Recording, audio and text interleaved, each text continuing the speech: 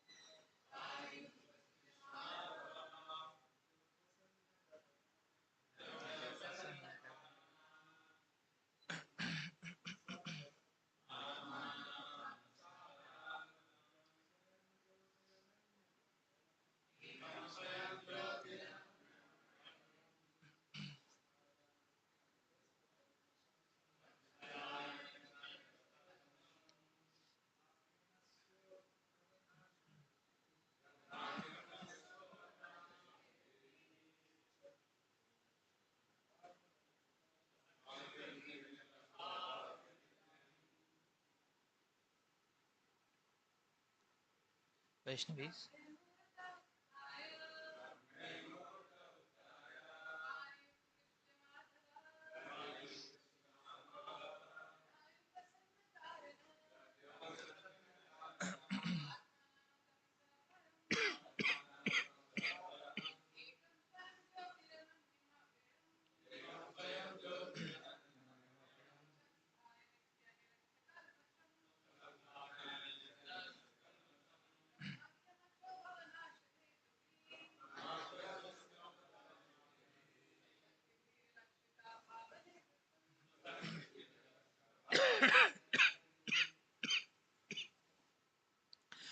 Word to word meaning.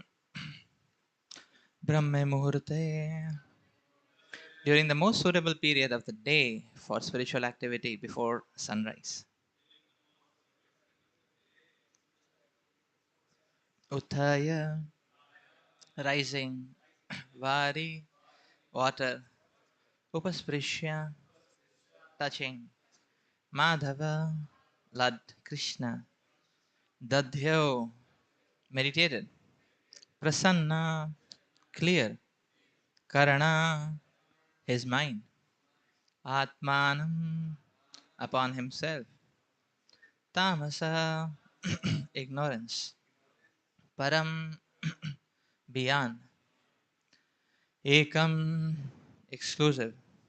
Swayam Jyoti, self-luminous. Ananyam, without another. Avyayam, infallible. Sasamsthaya, by his own nature. Nitya, perpetually. Nirasta, dispelling. Kalmasham, contamination. Brahmakyam, known as Brahman, the absolute truth. Asya, of this universe. Udbhava, of creation. Nasha, and destruction. Hetubhi, by the causes. Swa, his own. Shaktibhi, energies. Lakshita, manifest. Bhava, existence. Nivritim, joy. Translation. Lord Madhava would rise during the Brahma Muhurta period and touch water. With a clear mind, he would then meditate upon himself, the single, self-luminous, unequal and infallible supreme truth known as Brahman. who by his very nature ever dispels all contamination, and who through his personal energies, which cause the creation and destruction of the universe, manifests his own pure and blissful existence.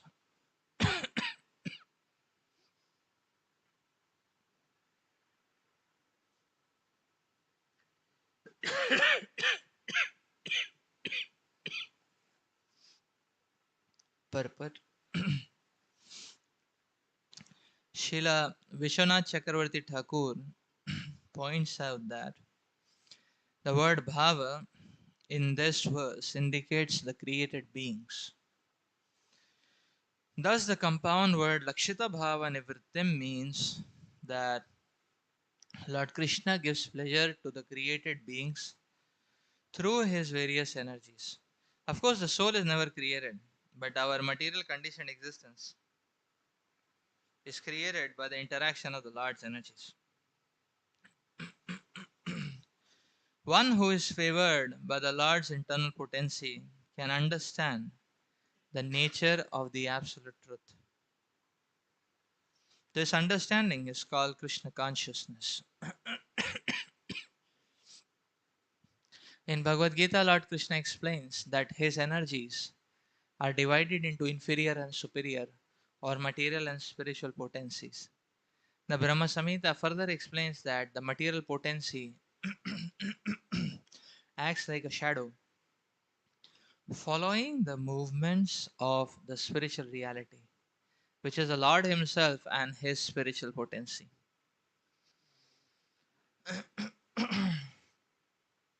When one is favored by Lord Krishna, He reveals Himself to the surrendered soul, and thus the same creation that formerly covered the soul becomes an impetus for spiritual enlightenment.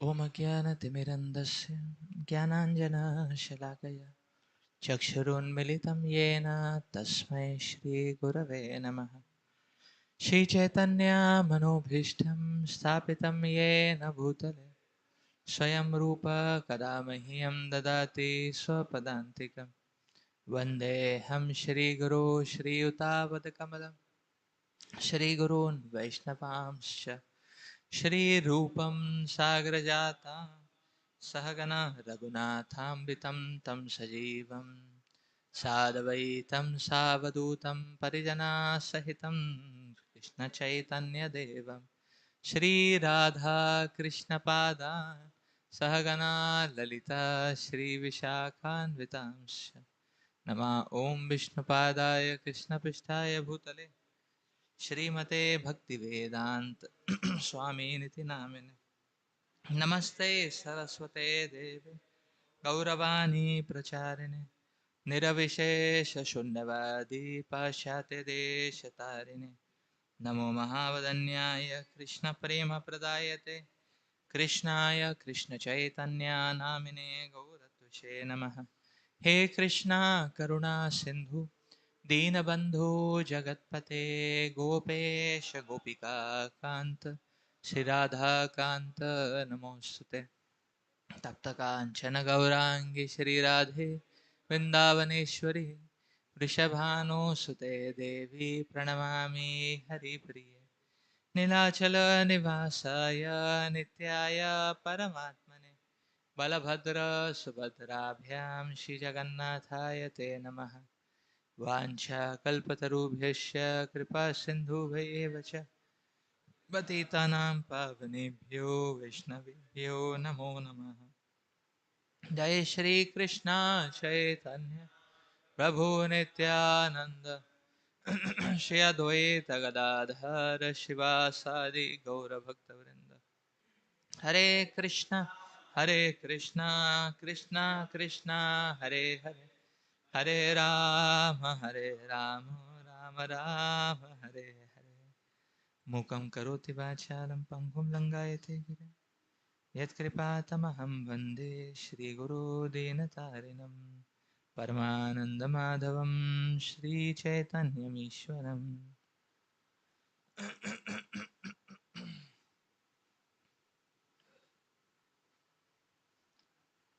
I seek the blessings of all the Vaishnavas and Vaishnavis so that we can make an humble attempt to glorify the Supreme Lord and to be absorbed in those glories.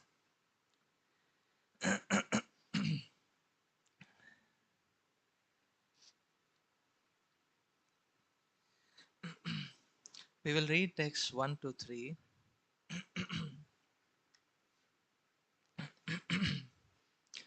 Shishuka uvacha ato shashi upavrittayam kukkutan kujato sapan grihita kantaya patibhir madhavo virahatuраha. Sukadev Goswami said, as the dawn approached, the wives of Lord Madhava, each embraced around the neck by her husband, cursed the crowing roosters. The ladies were disturbed that now they would be separated from him. Purport. This description of Lord Krishna's daily activities starts with the crowing of the rooster. That Krishna's wife knew that the Lord would dutifully get up and perform his prescribed morning rituals, and thus they were agitated at their coming separation from him and cursed the roosters. Vayamsi aroruvan Krishnam bodhayanti vavadinah gayantasva alishav anidrani mandaravana payupi. The bees buzzing caused by the fragrant breeze from the Parijata garden roused the birds from sleep, and when the birds began to sing loudly, they woke up Lord Krishna like court poets reciting his glories. Muhurtam tam tu vaidarbhi nam shrayadati shobhanam parirambhana vishleshat priya bahya antaram gatah. Lying in her beloved arms, Queen Vaidarbhi did not like this most auspicious hour, for it means she would lose his embrace. Srila Sridhar Swami explains that the reaction of Queen Vaidarbhi, Rukmini Devi, shows the attitude of all the queens.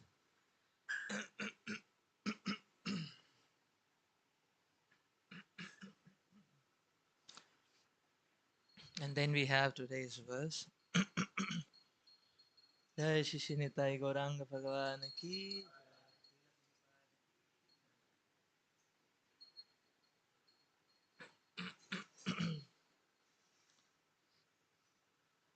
So, and then we have today's verse wherein it is mentioned that one who is favored by the Lord's internal potency can understand the nature of the absolute truth. This understanding is called Krishna consciousness.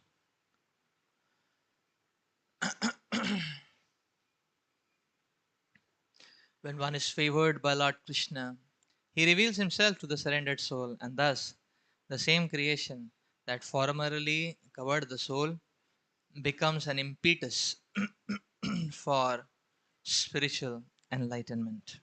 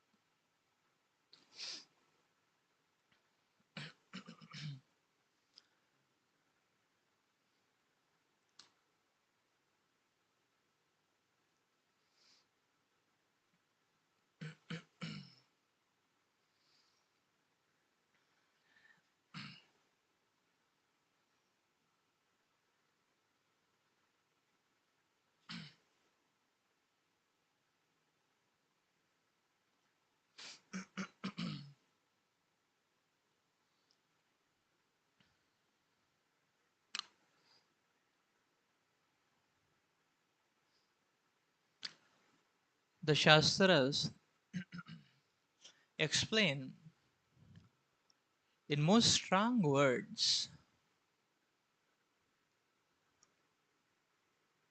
the dangerous and the miserable predicament of the living entity in this material world. The Shastras very vehemently explain the dangerous nature of this material world.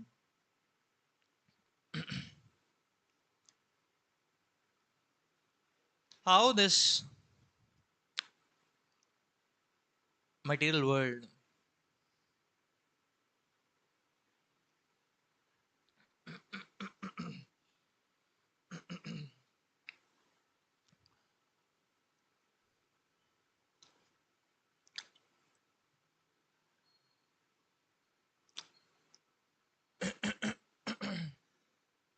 is a very uh, uh, severe trap.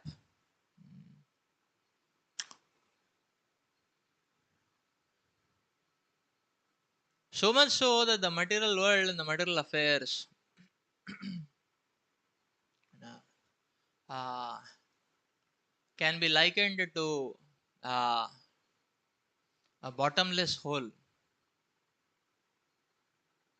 So one falls, but how long one is, how much one falls? There is no limit to how much one can fall. He goes on falling and falling and falling,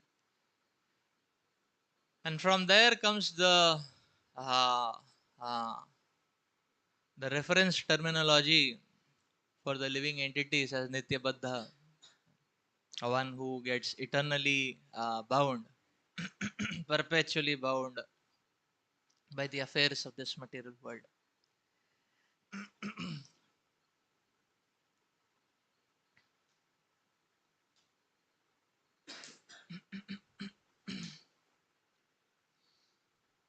So this material world,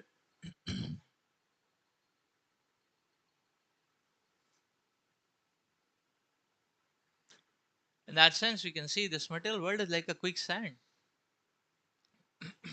One gets badly and madly caught into the groove, unable to move forward. Ah,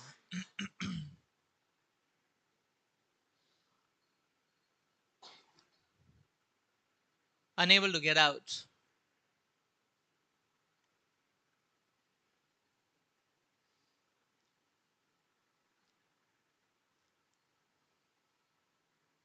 So we can see that the whole point is that we can see that the the path of emancipation is not difficult.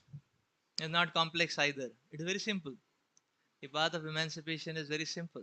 Therefore, devotional service is filled with very simple activities. The thought process underlying these simple activities is also very simple. Uh, so despite so one may see that many times that all the presents of the path of emancipation are very much easy to adopt, are very much easily available, are very much at one's disposal, but still one is not able to take benefit of them. And we can see this. uh, we can see this actually. So although the presence of emancipation are so near and so easy to pick up, uh, but one misses the point always. One is not able to do that. This is the meaning of getting stuck up, that in this way the living entity is stuck up actually. So this material world is such a dangerous groove that the living entity gets completely caught. Therefore, it is uh, gets completely caught. See why this material world is so, why it is like this quicksand and bottomless hole. Because the point is that uh, uh, the point is uh, Ah, the point is because this material world, the entire foundation of this material world is based on illusion, and uh, uh, and now the moment one touches the domain of illusion, now uh, now further convolutions of illusions keep on happening, and a person doesn't realize what's happening, because primary illusion, secondary illusion, tertiary illusion, everything is illusion. So it's very difficult to have a sense of position, a sense of directionality when one is on the ground of illusion. So, because how does one differentiate that? Okay, I am now in tertiary illusion, and now this is the direction of now secondary illusion. This is the direction of primary illusion, and this is how I can get out of illusion. Because in illusion, everything is illusion, So there is complete illusion. So there is no positioning on the domain of illusion, and because there is no positioning on the domain of illusion, that is why it is like a bottomless hole. Because where to take inventory, where to sit down and take inventory? Okay, where am I, what am I doing, where am I going, in the domain of illusion there is no such inventory. There is no such so that is why you see in the Brahma Samhita, Prabhupada is Sri Prabhupada disciples, they are quoting here that the point is that this material world is like a shadow. That's why, because it's all illusion, it's all shadow. That means that this material world, there is no substantiality. There is no substantiality. Say, for example, say suppose I am sitting here. I am stable because there is a seat here. There is something solid. There is a solid seat here. Suppose if I am leaning and I fall off. If I fall off, then I can only stabilize myself against the ground, which is solid. But suppose I am not able to touch the ground, then I'll keep on falling. How can I save myself from a fall? Unless I am able to touch a ground, unless I am able to touch something solid. So the point to note is that the change of directionality only happens when one can grab on to something solid. And in this material affair, there is nothing solid because everything is illusory. There is no substantiality, and therefore it's very difficult to come out of it.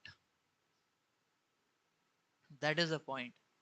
So one keeps on going, so in that sense, it's very difficult to come out of it, so it's not wrong to say in material affairs there is no friction, one can keep on smoothly, going ahead and ahead and further illusion. Friction only comes when one wants to get out of it. Then only the obstacles of the resistance comes. But as long as one wants to be intoxicated in material affairs, where is the friction?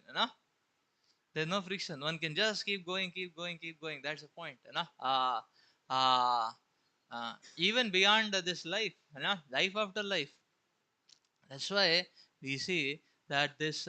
So in this material world, it's a very dangerous group, and one, so it's very difficult to get out. That's the point, and therefore it is being explained here that one needs the favor of the Supreme Personality of Godhead. So that is why here in the purport it is mentioned very strongly uh, uh, that one needs the favor. Unless one is favored by the Supreme Lord, one cannot understand the Supreme Absolute, the nature of the Absolute Truth. Or you can say that only when one is favored by the Supreme Lord or his internal potency, then only one can understand the nature of the Absolute Truth. So, the favor of the Supreme Lord is required. The favor of the Supreme Lord is required. And now, it is the favor of the Supreme Lord is required, actually. So, this point gives rise to the fact that uh, why we need to always be in a state of depending on the Supreme Lord, depending on the Supreme Lord. So in Bhagavad Gita 10:10, when the Lord is explaining about Tesham Satata Yuktanam Bhajatam Priti Purvakam Dadami Buddhi Yogam Tam Yena Mam Upayanti Te. So Srila Prabhupada is establishing there in the purport that the first thing to establish is that the goal is Krishna. The goal is Krishna. That is to be established.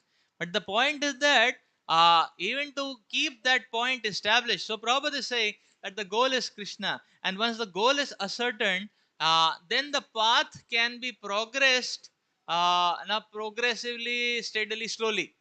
Gradually and slowly the path can be progressed once the goal is fixed. But the point is that the goal itself doesn't remain fixed. And therefore, Prabhupada is mentioning the purport there that is why to keep the fixity of the goal also one needs the association of devotees and one needs a bona fide spiritual master. Without that, there is without that the prime goal will not remain as goal. So it will be overshadowed. So the goal will be overshadowed by loophole. That's what happens. So so this is why this state of dependence is very essential actually, uh, because the state of shanagati or dependence, that yes, no matter in what position we may be in, uh, this material world has enough things uh, to catch us or to trap us. This material world has enough resources to trap us, and we may get caught up in a groove. We may get very badly caught up in a groove. See, everything now catches, or everything binds us. Say, for example, there is a sense of happiness or success. So that sense of happiness and success gets accompanied by intoxication. Now that happiness now is it's not it's true for material happiness and material success. It's true for spiritual happiness and spiritual success also. So if one may be successful in service, that itself is good enough to intoxicate a person. So that so success is there. There is intoxication, and if there is if it is the other polarity of the duality, that is there is misery, then when there is misery or there is uh, so there is misery or unhappiness is there, then that misery is explosive. Explosive means everything it explodes off. So one forgets everything. Who am I? What am I doing? Why I was supposed to do? Why I am here? Everything one forgets. It is explosive. So suffering is like that.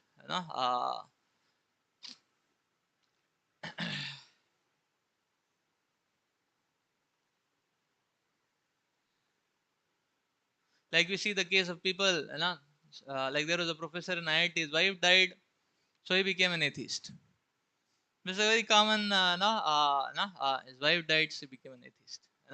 So the point is, you see, success and failure both are very dangerous. Both are very dangerous. So there is a potential trap. There is a potential trap. Uh, there is a potential trap. So one can get caught up and lost in a groove. Uh, uh, this world is like that. So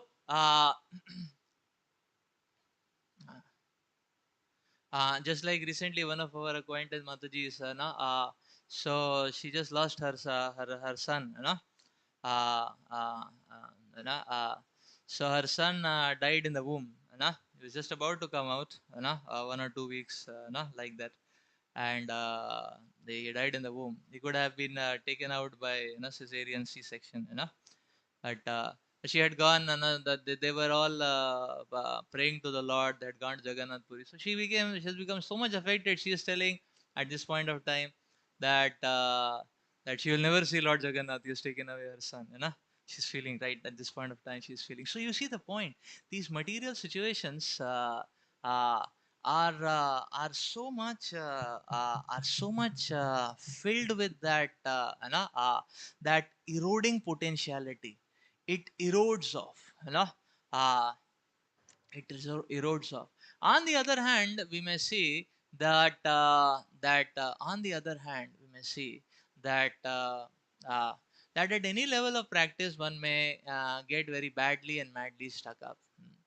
Like one time, Radhisham Prabhu was telling about an email. So one Mataji had sent an email to Radhisham Prabhu, you know, and she was telling in that email that my husband is doing so much for the mission already. What more you expect of him? What is he doing? Every Sunday he comes to the temple. So every Sunday he comes to the temple. He attends the Sunday feast class. He does serving every Sunday. After the Sunday feast class. What more you expect from him? What more you expect from him? So this was an email, she had written. So the point is, one may get stuck up. And somehow the other, the concept doesn't go further. The uh, so somehow or the other, and that is why we need to hanker for, or that is why we need to cry for the favor of the Supreme Lord.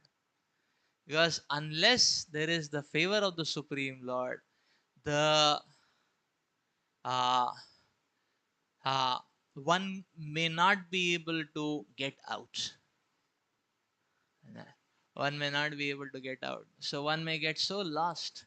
One may get so lost. Uh, so lost. These material affairs are like that. Uh, so one may get so lost. The we see, even devotees, there. So, so when devotees are working, we see early morning, people are rushing. By the time they come back, their whole energy in their lives are drained out. Then there is no tempo remaining to do any spiritual activity. So, that's why. But then, so I remember, I was in Pune. Then I was seeing, so I was seeing a very horrifying picture of Grahastha life.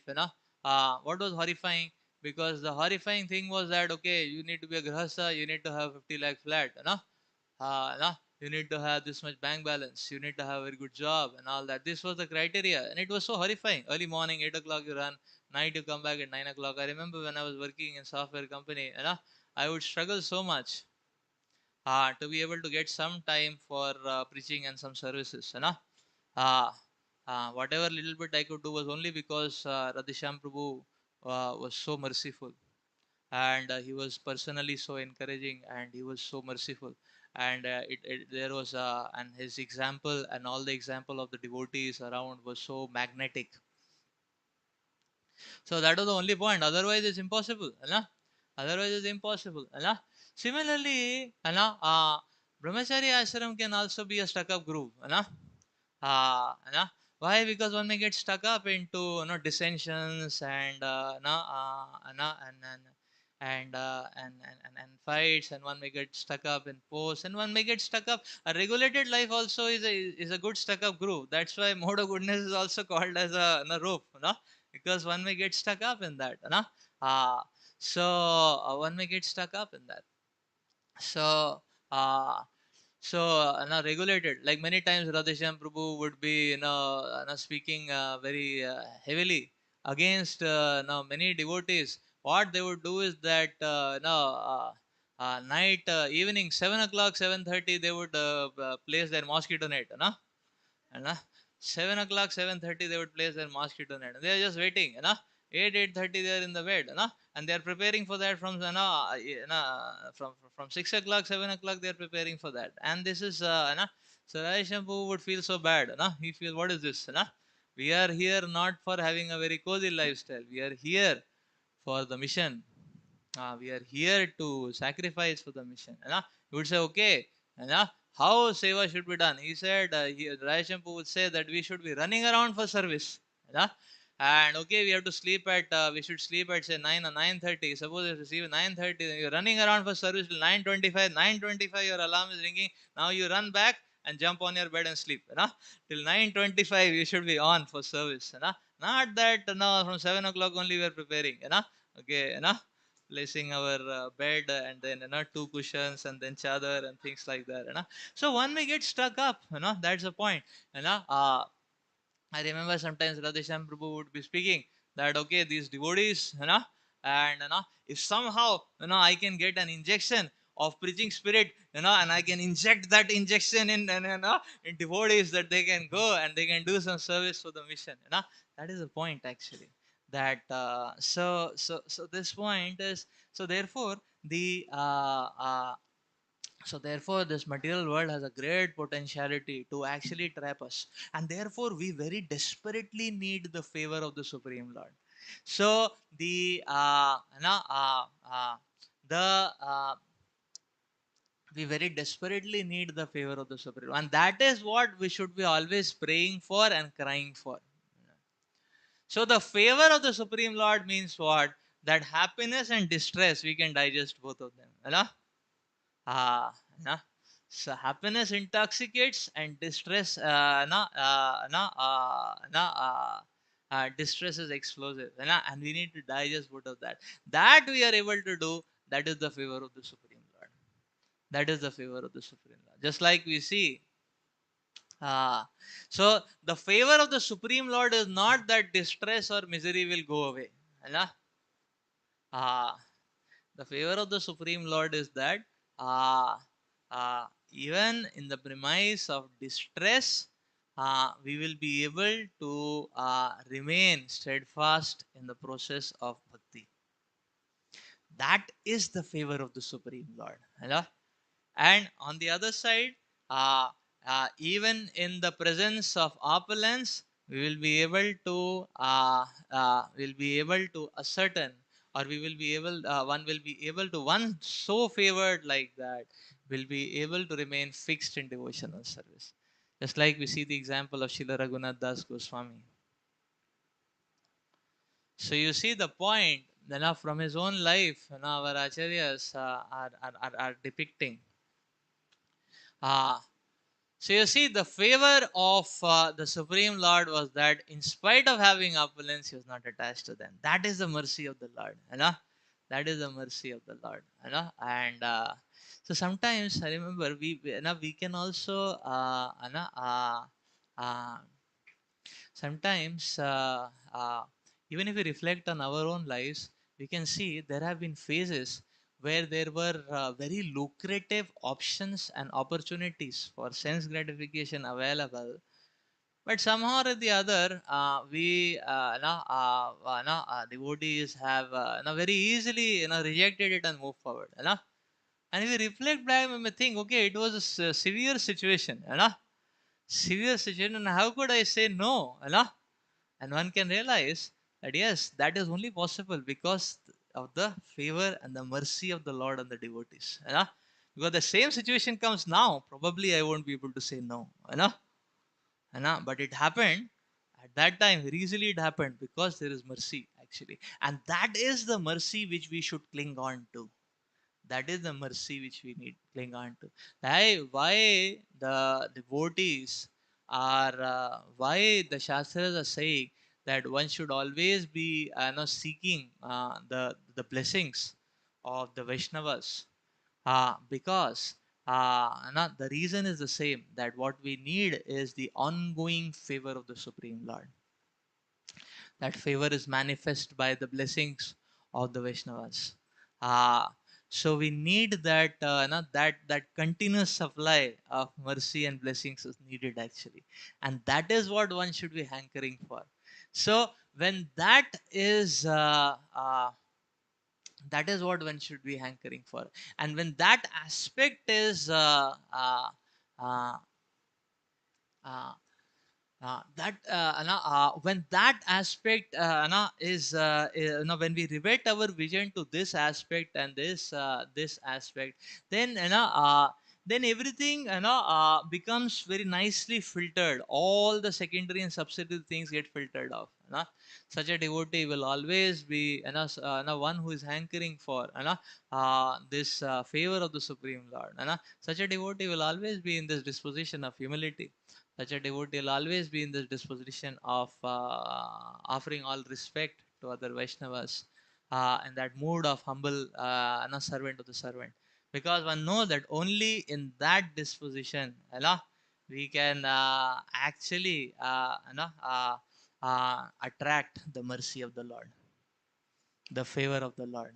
you know so we can only in that disposition.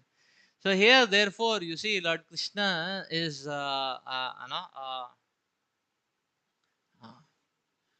Lord Krishna is showing by his own examples in the past time that how much priority one should give uh, to the principles and the activities of bhakti. So, in spite of having the opulence of oceanic love which is present, you know, uh, uh, the Lord is very dutifully waking up and meditating on Himself to set an example for us. That in this way, one should prioritize one's Krishna consciousness. One should prioritize one's Krishna consciousness. And uh, and then to the purport we are understanding here that that yes, one should be a seeker for this favor of the Lord, you know uh, and this favor of the Lord can only help us getting out of the groove, and otherwise we may stand to get stuck up, and that is what we should cry for, and that is what we should strive for, and that is what should be our perpetual prayer to the Lord and the Vaishnavas. We'll stop here. Srila Prabhupada ki jai. Granthara Srimad Bhagavatam ki jai. Hare Krishna.